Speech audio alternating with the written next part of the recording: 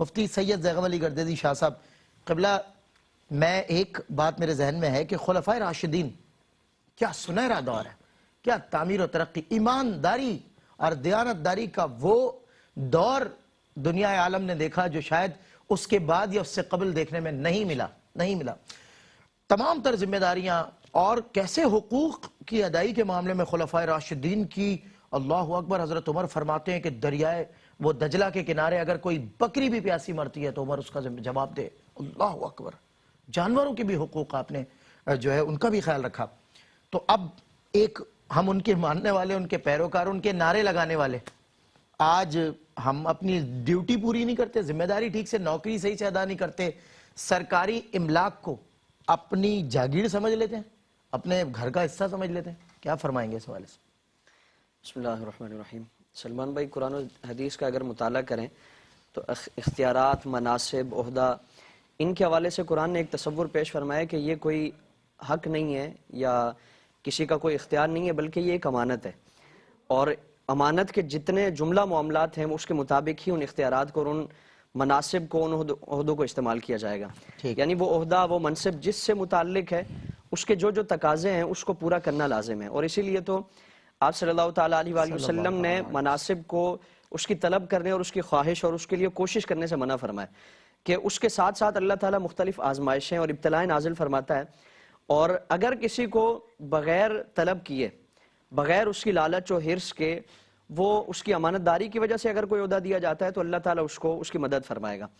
لیکن اگر اس نے عہدے پر رہتے ہوئے اگر کسی بھی قسم کی کوتاہی کا معاملہ کیا تو اللہ رب العالمین کی بارگاہ میں اس کی سرزنش بڑی ہے۔ قرآن و سنت میں بے شمار مقامات پر اس سے متعلق کلام فرمایا گیا۔ قرآن کریم میں فرمایا کہ ایمان والو، اللہ اس کے رسول سے خیانت نہ کرو۔ پھر ایک اور مقام پر فرمایا کہ ان اللہ یأمرکم ان تؤدوا الامانات الی اہلہا، کہ اللہ تعالیٰ تمہیں حکم فرماتا ہے کہ امانات کو اس کے اہل کی طرف لوٹا دو۔ جہاں جہاں قرآن کریم میں امانات کا تذکرہ ہوا، حکم فرمایا گیا کہ ان کا خیال رکھو، اہل کی طرف لوٹاؤ، اس میں خیانت نہ کرو۔ اس سے متعلق جتنے مفسرین نے کلام فرمایا تو اس پہلو کو بھی اس میں شامل فرمایا کہ کسی کے پاس کوئی بھی عہدہ اور منصب ہے وہ امانت ہے اس کے پاس، اور اس میں کسی بھی قسم کی خیانت کرنا، بددیانتی کرنا، یہ اسی طرح ہے جس طرح کسی کا مال میں خیانت کی۔ بلکہ مال کا معاملہ تو ہلکا ہے کہ ایک فرد واحد کا معاملہ ہے کہ اس کے مال میں خیانت کی تو اللہ کی بارگاہ میں اس کے سرزنش ہے۔ اگر اس کے معاملات یعنی اس عہدے سے متعلق وہ لوگوں کی منفعتیں اس سے وابستہ ہیں، اگر اس میں کوئی خیانت کرتا ہے تو جملہ لوگوں کے جو معاملات اس نے خراب کیے ہیں، اللہ رب العالمین سب کی مجموعی جو کیفیت ہے اس کے مطابق اس کے ساتھ سلوک فرمائے گا۔ حضور کی بارگاہ میں صحابہ کرام حاضر ہیں،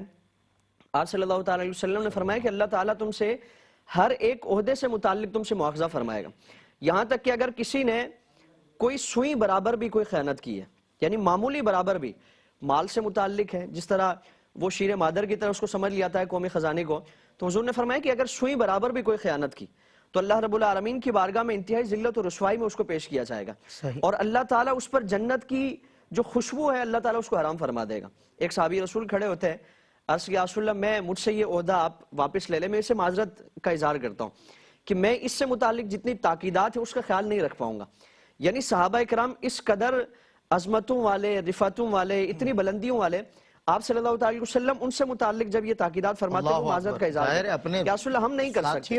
ہم اس چیز کو نہیں کر سکتے، تو ہم یہ تصور کریں کہ اللہ رب العالمین کی بارگاہ میں اس کے سرزنش کتنی ہے۔ تو عہدہ کسی کے پاس بھی ہے، منصب کسی کے پاس بھی ہے، اس سے متعلق جملہ جتنے بھی اس کی ذمہ داریاں ہیں، اگر کسی بھی مرحلے پر کوتاہی کا معاملہ ہوتا ہے تو اللہ کی بارگاہ میں اس کی سرزنش بڑی ہے۔ جس کا عہدہ جتنا بڑا ہے، جس سے متعلق جتنے لوگوں کی منفعتیں وابستہ ہیں اور جتنے لوگوں کے حقوق اس نے غصب کیے ہیں، حقوق اس کی وجہ سے متاثر ہوئے ہیں، اللہ رب العالمین کی بارگاہ میں اس کے متعلق جملہ جو مجموعی تعداد اس کے مطابق اس سے سرزنش فرمائی شاہ صاحب، میں بریک سے آکے بھی اس حوالے سے آپ سے کچھ آگاہی لیتا ہوں۔ ناظرین اکرامی کا وقفے کے بعد انشاءاللہ آخری سیگمنٹ روشنی، اور آج موضوع ہے حق تلفی۔ خوش آمدید، آپ کا خیر مقدم ہے۔ مفتی سید زیغم علی گردیزی شاہ صاحب بریک سے قبل ارشاد فرما رہے تھے خلفائے راشدین کو احساس ذمہ داری کتنا تھا، منصب تھا ہمارے خلفاء کے پاس، جناب ابوبکر صدیق، حضرت عمر، حضرت عثمان، حضرت علی، منصب بھی تھا، عہدہ بھی تھا، نام بھی تھا، تختی بھی تھی، مگر اعتراف کیا تھا کہ منصب سے ہے نہ تختی و نام و نسب کے ساتھ، توقیر ہے تو نسبت شاہ عرب کے ساتھ۔ اور یہی بات حضرت اشار فرمانے کہ کیا احساس ذمہ داری تھا، کیا رسپانسبلٹیز کی کا ادا کرنا تھا. جی حضرت. سلمان بھائی، سیدنا صدیق اکبر کا جب وصال ہونے لگا اور آپ کی پوری حیات طیبہ میں ہم دیکھیں تو بقدر ضرورت آپ نے بیت المال سے اپنے لیے حصہ لیا، اور وہ مشہور آپ کا فرمان ہے نا کہ ایک مزدور کی جتنی تنخواہ ہے اس کے مطابق میرا وظیفہ مقرر کیا جائے. تو جب عرض کیا گیا کہ ایک مزدور آج کے حکمرانوں اور آج کا جو صاحب اقتدار طبقہ ہے اس کے معاملات ہم دیکھیں، بلکہ وہ اپنا ان نفوس قدسیہ کی تعلیمات اور ان کے کردار کے مطابق اپنا محاسبہ کریں کہ ان کے کام کاج اور ذمہ داریاں کتنی ہیں اور اس پر وہ منفعتیں کتنی لے رہے ہیں. تو سیدنا صدیق اکبر رضی اللہ تبارک و تعالیٰ عنہ کا جب وصال ہونے لگا، ایک روایت یہ ہے کہ وہ جملہ جتنے بھی وظائف انہوں نے لیے تھے وہ وصیت فرمائی کہ میری جو بھی جائیداد اور وراثت ہے اس میں سے وہ ساری چیزیں دے دی جائے. صحیح. اور ایک روایت یہ ہے کہ آپ نے یہ وصیت فرمائی کہ میرے پاس جتنا پہلے مال تھا اور مدت خلافت میں جتنا مال کا اضافہ ہوا وہ سارا بیت المال میں جمع کرا دیا جائے. اب جب یہ معاملہ ہوا تو حضرت عمر فاروق رضی اللہ تبارک و تعالیٰ عنہ